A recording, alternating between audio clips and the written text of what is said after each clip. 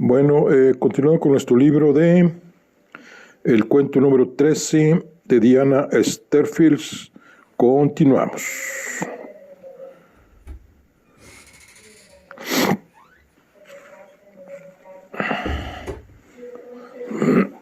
Continuamos. Voy a prender el foco.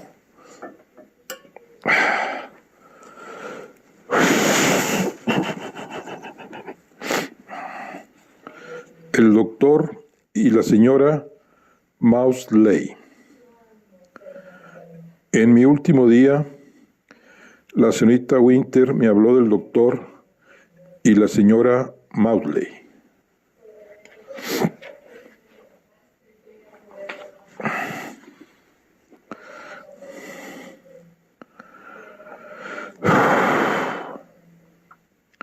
Dejar verjas abiertas y entrar en casas ajenas era una cosa, pero llevarse un cochecito con un bebé dentro era algo muy diferente. El hecho de que el bebé, cuando lo encontraron, no se hallara en peor estado como consecuencia de su desaparición temporal, no cambiaba las cosas. La situación se les había ido de las manos y era preciso actuar. Los aldeanos no se veían con ánimos de plantear el asunto directamente a Charlie. Tenían entendido que las cosas en la casa eran extrañas y les producía cierto temor acercarse a ella. Es difícil determinar si era Charlie o Isabel o el fantasma lo que les instaba a mantenerse alejados. Así que decidieron ir a hablar con el doctor Maudsley. Este no era el médico cuya tardanza pudo ser la causa o no de la muerte en el parto de la madre de Isabel, sino otro doctor que llevaba 8 o 9 años ejerciendo en el pueblo. Aunque ya no era joven, pues mediaba los 40 años, el doctor Maudsley irradiaba juventud. No era alto ni demasiado musculoso, pero parecía vital y fuerte.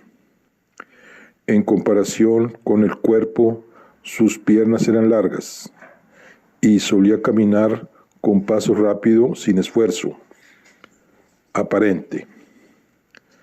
Como andaba más deprisa que nadie, ya se había acostumbrado a describirse a sí mismo hablando al aire y a volverse para encontrar a su compañero de paseo unos metros más atrás, resoplando en su esfuerzo por no quedar rezagado. Su energía física rivalizaba con su gran actividad mental. Se podía escuchar el poder de su cerebro en su voz, que era queda pero rauda, con facilidad para encontrar las palabras justas para la persona justa en el momento adecuado. Su inteligencia se advertía en los ojos, castaños y muy brillantes, como los de un pájaro, observadores penetrantes, coronados por unas cejas fuertes y cuidadas. Maudsley tenía el don de contagiar su energía, una virtud muy buena para un médico. Al oír sus pisadas en el camino y su llamada a la puerta, los pacientes ya empezaban a encontrarse mejor. Y además caía bien. La gente decía que él ya era de por sí un tónico. Se preocupaba porque sus pacientes vivieran o murieran, y si vivían, y así era casi siempre, deseaba que vivieran bien.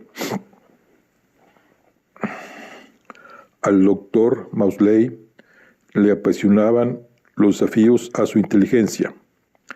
Cada enfermedad era un enigma para él, y no podía descansar hasta resolverlo. Los pacientes terminaban acostumbrándose a que apareciera en sus casas a primera hora de la mañana, después de haberse pasado la noche dando vueltas a sus síntomas, para hacerles una pregunta más. Y una vez que acertaba con el diagnóstico, tenía que determinar el tratamiento. Por supuesto, consultaba todos los libros y conocía a fondo todos los tratamientos comunes, pero su peculiar inteligencia le hacía volver una y otra vez sobre algo tan sencillo como un dolor de garganta desde un ángulo diferente. No solo curar el dolor de garganta, sino comprender el fenómeno de ese dolor desde una perspectiva completamente nueva. Enérgico, inteligente y afable, era un médico excelente y mejor hombre que la media, pero como todos los hombres, tenía su punto flaco.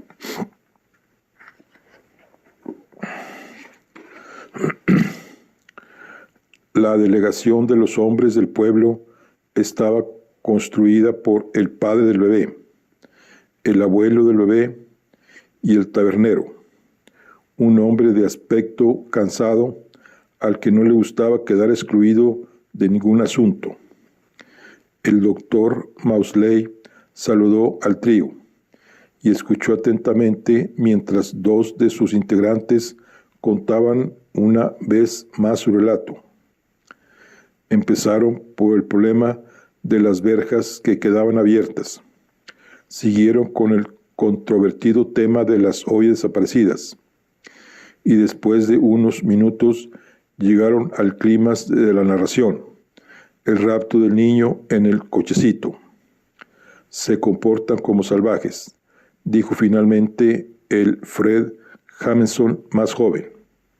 Nadie las controla, añadió el Fred Jameson mayor. ¿Y qué opina usted?, preguntó el doctor Maudsley al tercer hombre, Wilfred Bonner. Algo apartado, aún no había abierto la boca. El señor Bonner se quitó la gorra e hizo una inspiración lenta y silbante. Bueno, yo no soy médico, pero a mí me parece que esas niñas no están bien. Acompañó sus palabras con una mirada de lo más elocuente. Luego, por si alguien no había captado su mensaje, propinó a su calva cabeza 1, 2 y hasta 3 golpecitos. Los tres hombres se miraron los zapatos con gravedad. «Déjenlo en mis manos», dijo el médico. «Hablaré con la familia». Y los hombres se marcharon. Ellos habían puesto su granito de arena. Ahora le tocaba al médico, el sabio del pueblo. Aunque había dicho que hablaría con la familia, el médico en realidad habló con su esposa. «Dudo de que lo hicieran con mala intención», dijo ella cuando él terminó de relatar el suceso. «Ya sabes cómo son las niñas. Es mucho más divertido jugar con un bebé que con una muñeca. No le habrían hecho daño. Así todo, hay que decirles que no vuelvan a hacerlo. Pobre Mary». Levantó la vista de su costura y volvió el rostro al de su marido.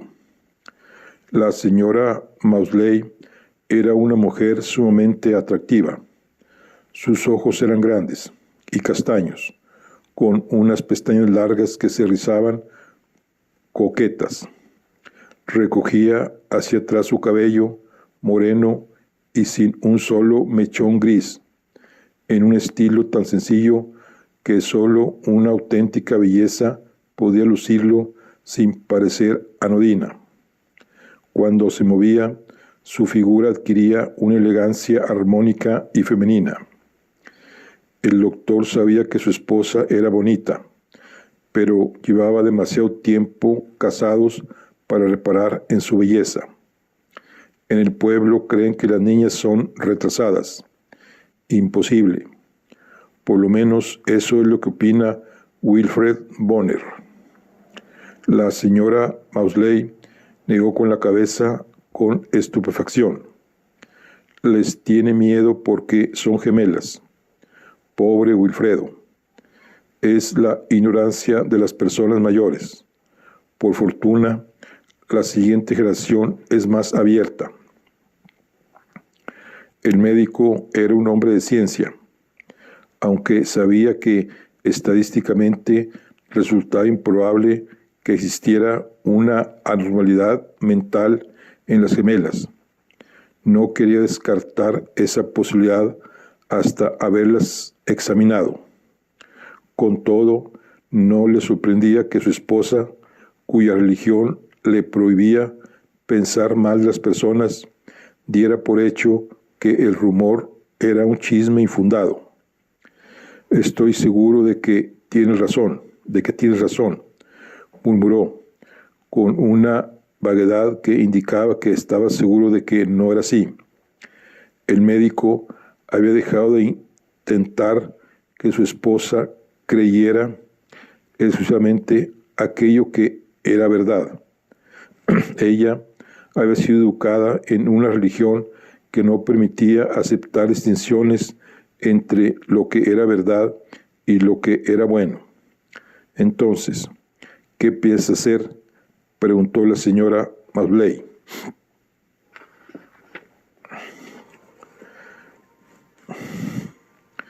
Iré a ver a la familia. Charles Angel Fields es algo ermitaño, pero tendrá que verme si me persono en la casa. La señora Maudsley asintió con la cabeza, que era su manera de disentir de su marido, aunque él no lo sabía. ¿Y la madre? ¿Qué sabes de ella? Muy poco. El médico siguió cavilando en silencio. La señora Maudsley siguió cosiendo, y transcurrido un cuarto de hora, el médico dijo: quizá deberías ir tú, Teodora.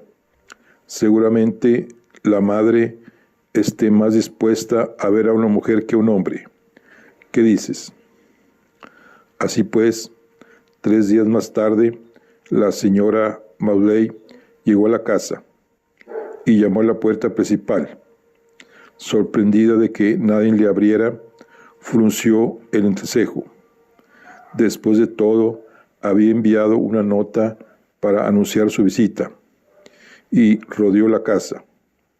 La puerta de la cocina estaba entornada, de modo que dio un suave empujón y entró.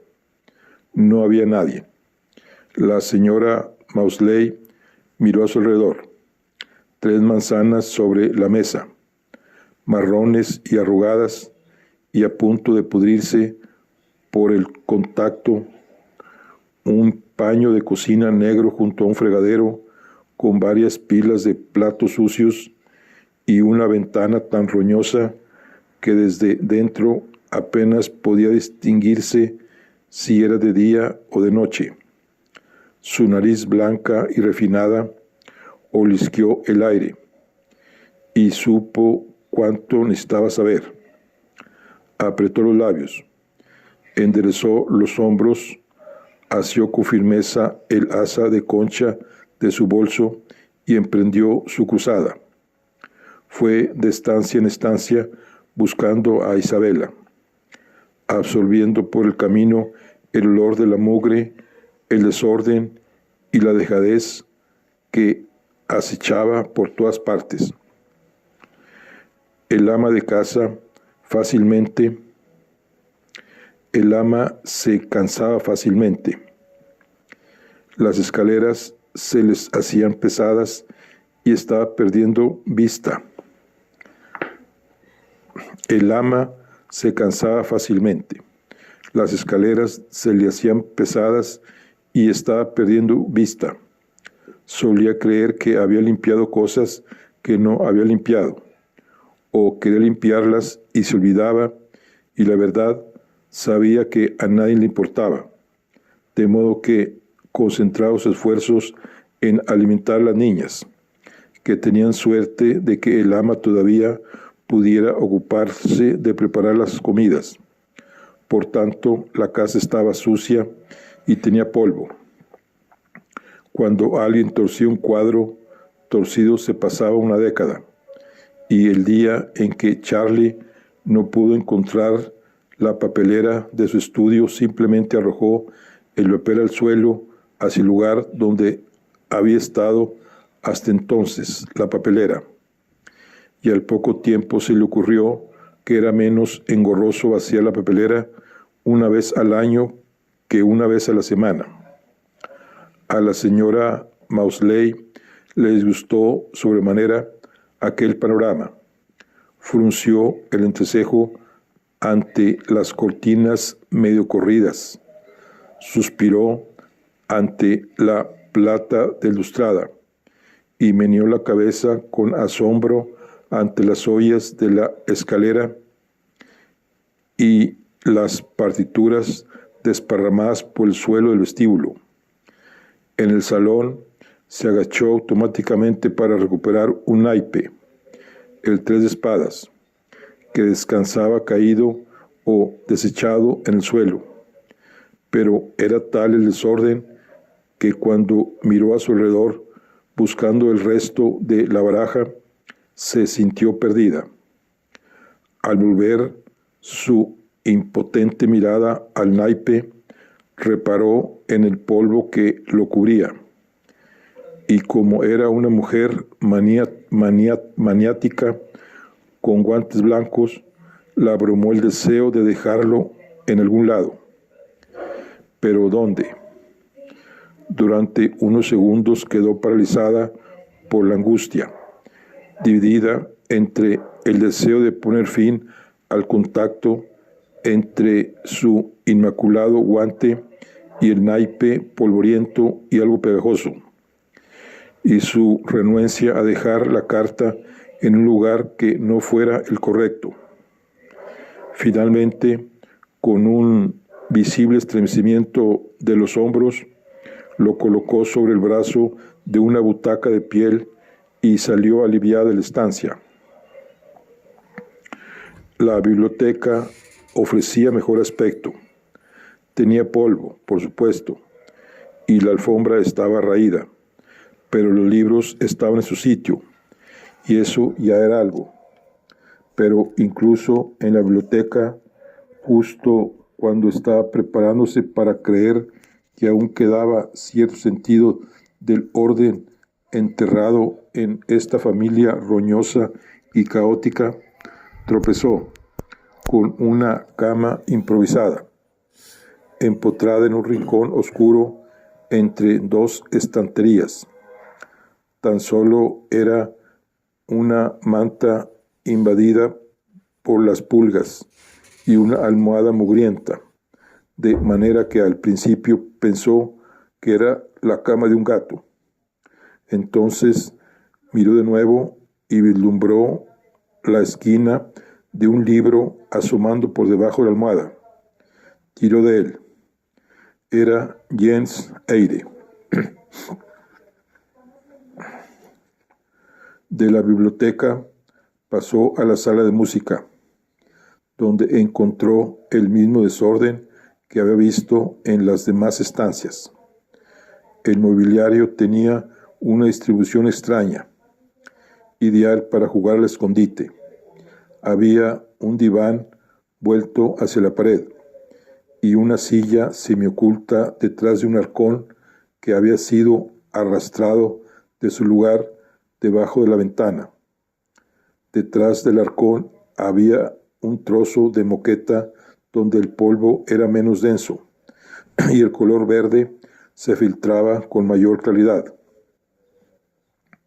Sobre el piano descansaba un jarrón con unos tallos renegridos y quebradizos, rodeado en la base por un círculo uniforme de pétalos apergaminados que semejaban cenizas. La señora Maudsley alargó una mano y levantó uno.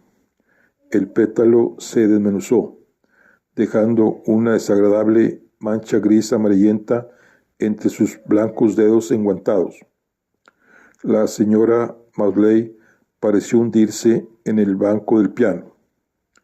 La esposa del médico no era una mala mujer, pero estaba tan convencida de su propia importancia que creía que Dios observaba todo lo que hacía y escuchaba todo lo que decía, de manera que estaba demasiado ocupada tratando de erradicar el orgullo que tenía inclinación a sentir por su santidad para reparar en sus otros defectos.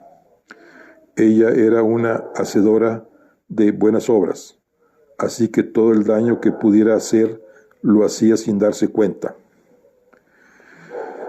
¿Qué pasó por su cabeza mientras permanecía sentada en el banco del piano con la mirada perdida?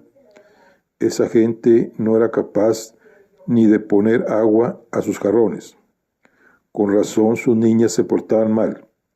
El alcance del problema parecía habérselo revelado a través de las flores muertas, y de una forma distraída, ausente, se quitó los guantes y extendió sus dedos sobre las teclas grises y negras del piano.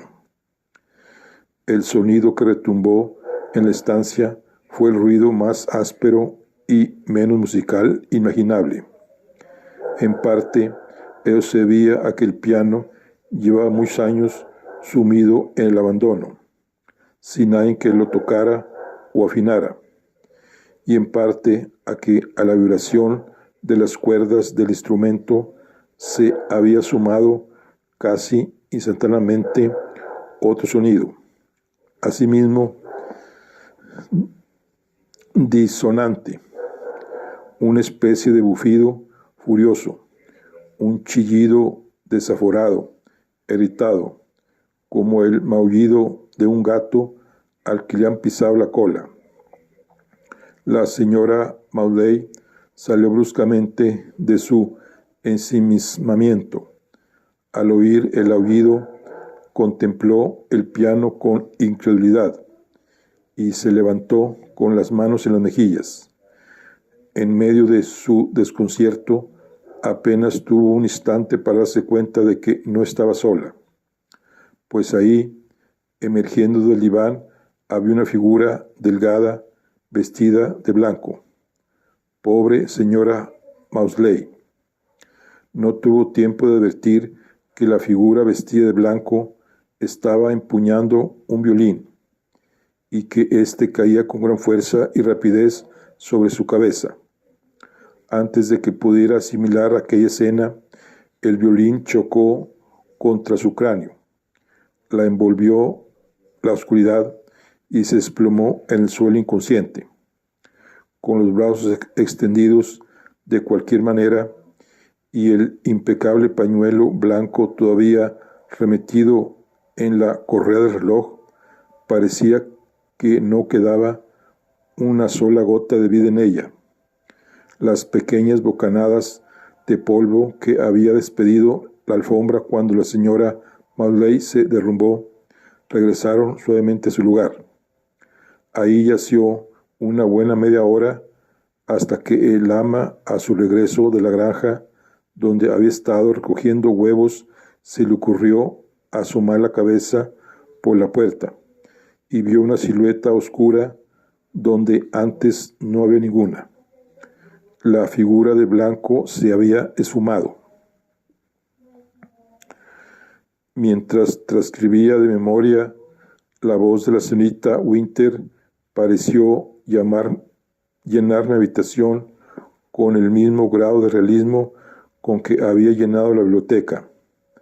Esa mujer tenía una forma de hablar que quedaba grabada en mi memoria y resultaba tan fidedigna como una grabación fonográfica.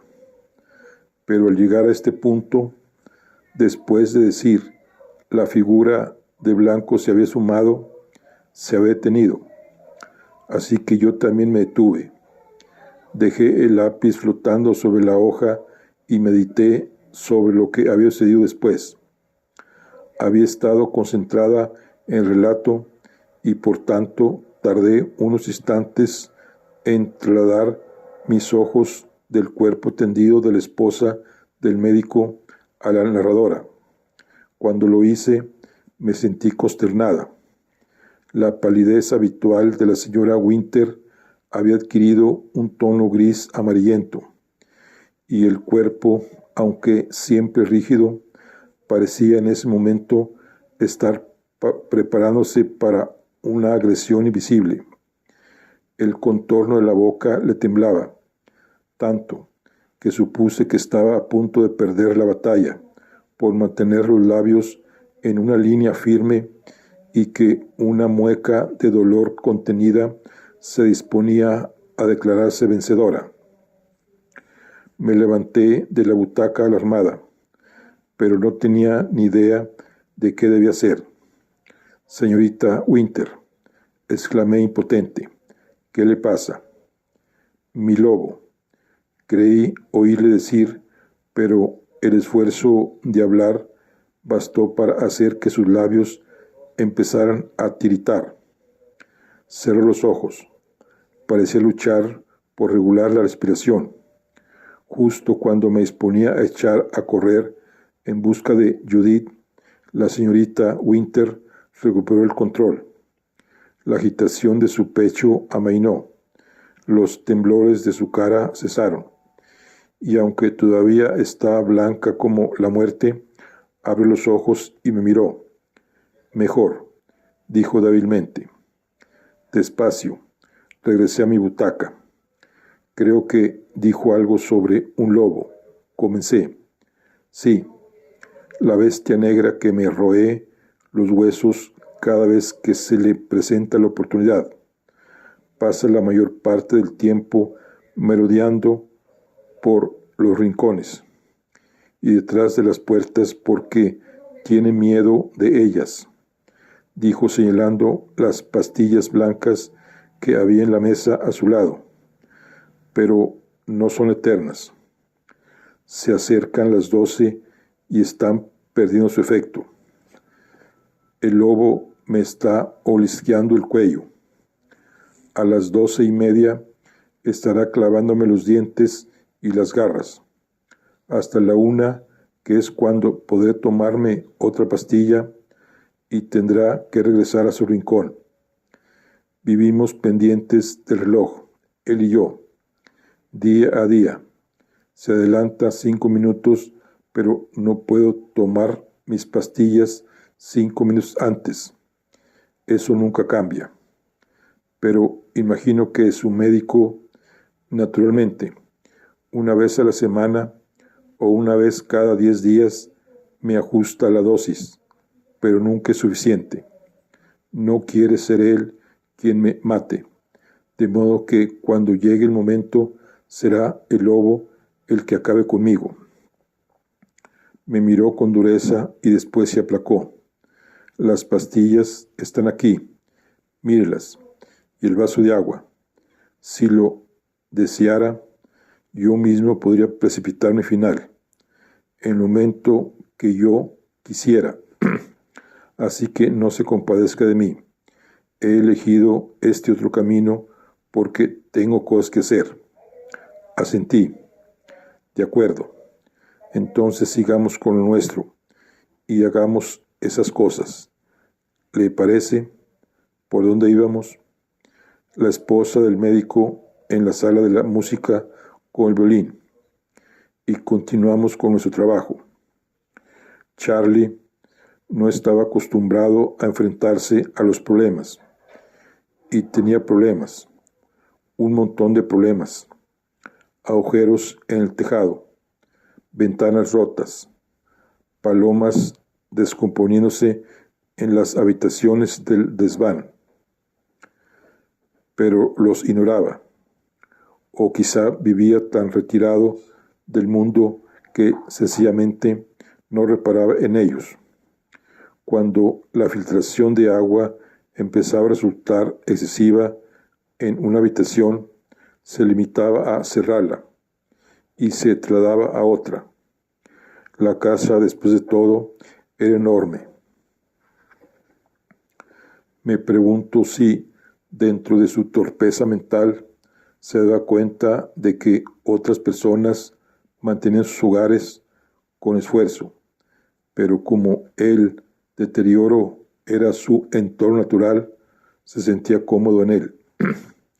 Aún así, la esposa de un médico, aparentemente muerta en la sala de música, era un problema, pero no podía pasar por alto. Si hubiera sido uno de nosotros, pero una persona de fuera, eso era otra cosa. Había que hacer algo. Si bien no tenía la mínima idea de qué podría ser ese algo, y cuando la esposa del médico se llevó una mano a la dolorida cabeza y gimió, la miró acongojado. Tal vez fuera estúpido, pero sabía lo que eso significaba. Se avecinaba una catástrofe.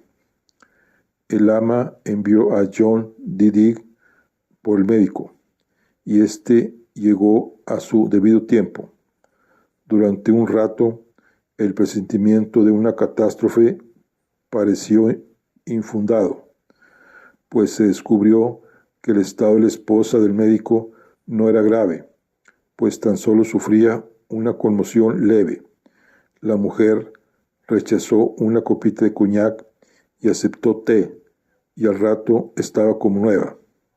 Fue una mujer, dijo, una mujer de blanco. Tonterías, repuso el ama tranquilizadora y desdeñosa a la vez. En esta casa no hay ninguna mujer de blanco. Las lágrimas brillaron en los ojos castaños de la señora Mauley, pero se mantuvo firme. Sí, una mujer delgada tumbada en el diván. Oyó el piano, se levantó y... ¿La vistes detenidamente?, preguntó el doctor Mauley. No, solo un momento. ¿Lo ve? No puede ser, le interrumpió el ama. Y aunque su voz era compasiva, también fue firme. No hay ninguna mujer de blanco. Debió de ser un fantasma. Entonces la voz de John Didig se oyó por primera vez. Dicen que la casa tiene fantasmas. El grupo contempló el violín roto, abandonado en el suelo, y se fijó en el chichón que estaba formándose en la sien de la señora Mauley. Pero antes de que alguien pudiera opinar sobre la veracidad de esa teoría, Isabela apareció en el umbral, espigada y esbelta. Lucía un vestido de color amarillo claro. Tenía el moño desarreglado, y sus ojos, aunque bellos, eran salvajes. ¿Podría ser ella la persona que viste?, le preguntó el médico a su esposa. La señora Mauley comparó a Isabelle con la imagen que retenía en su mente. ¿Cuántos tonos separan el blanco del amarillo claro? ¿Dónde está exactamente la frontera entre delgada y espigada? ¿Hasta qué punto un golpe en la cabeza puede afectar a la memoria de una persona? Vaciló. Luego, reparando en los ojos de color esmeralda y encontrando su pareja exacta en su recuerdo, tomó una decisión. Sí, es ella. El ama y John Didig evitaron mirarse. El médico, a partir de ese momento, olvidándose de su esposa, el médico dirigió toda su atención a Isabela. La miró detenida y amablemente, con preocupación, en el fondo de sus ojos, al tiempo que le hacía una pregunta detrás de otra. Cuando Isabel se negaba a responder, se mantenía impertérrito, pero cuando se dignaba contestar, maliciosa, impaciente, o disparatada, escuchaba con atención, asintiendo con la cabeza al tiempo que hacía anotaciones en su blog de médico. Al cogerle la muñeca para tomarle el pulso, reparó alarmado en los cortes y cicatrices que marcaban la parte interna de su antebrazo. ¿Se los hace ella misma? Franca a su pesar, el amo murmuró, sí. El médico apretó los labios preocupado. ¿Puedo hablar un momento con usted, señor?, preguntó, volviéndose hacia Charlie. Él le miró sin comprender, pero el médico le cogió del codo. Puede ser en la biblioteca, y lo sacó con firmeza de la estancia. El ama y la esposa del médico esperaron en el salón, fingiendo no prestar atención a los sonidos que llegaban de la biblioteca. Había un murmullo no de voces, sino de una sola voz, serena y comedida. Cuando la voz cayó, escuchamos, no, y otro, no, con la voz elevada de Charlie, y de nuevo el tono suave del médico. Estuvieron ausentes un buen rato, y se oyeron las reiteradas protestas de Charlie, antes de que la puerta se abriera y el médico saliera con el semblante grave y agitado. Detrás de él estalló un alarido de desesperación e impotencia, pero el doctor simplemente hizo una mueca y cerró la puerta tras de sí. Hablaré con el hospital, le dijo el médico al ama. Yo me encargo del transporte. ¿Le parece bien a las 2 en punto? Desconcertada, el ama sintió con la cabeza y la esposa del médico se levantó para irse. A las 2 en punto, 3 hombres llegaron a la casa y acompañaron a Isabela hasta una berlina que aguardaba afuera. Se entregó a ellos como un cordero. Se instaló obediente en el asiento. En ningún momento miró por la ventanilla mientras los caballos trotaban despacio por el camino, en dirección a la verja de la casa del guarda. Las gemelas, indiferentes, estaban dibujando círculos en la grava del camino con los dedos de los pies.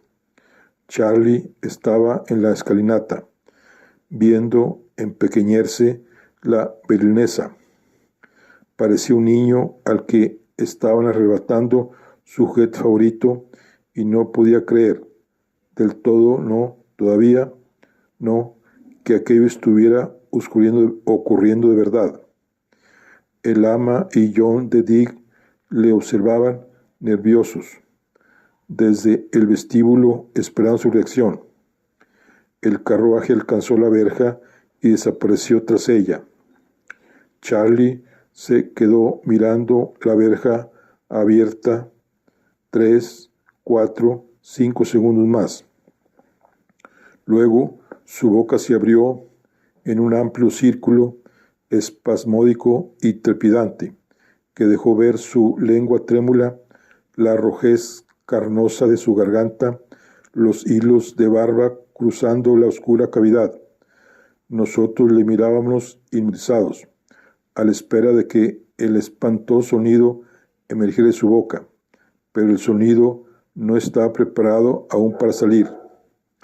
Durante unos segundos eternos siguió creciendo, amontonándose dentro de Charlie, hasta que de todo su cuerpo pareció querer estallar de sonido contenido. Finalmente cayó de rodillas sobre la escalinata, y el grito salió de su cuerpo. No fue el bramido de elefante que habíamos estado esperando, sino un bufido húmedo y nasal. Las niñas levantaron la vista un momento. Después volvieron impasibles a dibujar círculos. John Didick apretó los labios, se dio la vuelta y regresó al jardín y a su trabajo. No había nada que él pudiera hacer ahí. El ama se acercó a Charlie. colocó una mano consoladora en su hombro y trató de convencerle de que entrara en casa. Pero él hacía oídos sordos a sus palabras y se limitaba a sorber y gimotear como un niño enrabietado. Y eso fue todo.